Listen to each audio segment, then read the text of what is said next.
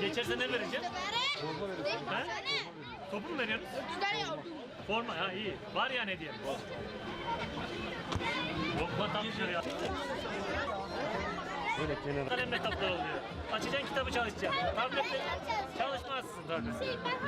Size dondurma vereceğiz ama. Gel. Arkadaşlar ben gidiyorum. Benim evimin arkası.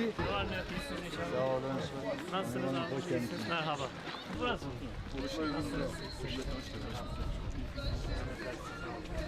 Tanımcı oldu. Ne çekecekler? Daha bir gün oldu başlayalım. Şeyin üstünde şu çiçeklendirelim şöyle. Doğan Bey. Gelen geçen oradan bir şey içer. Bu aylar yani. Ya su atmışsın.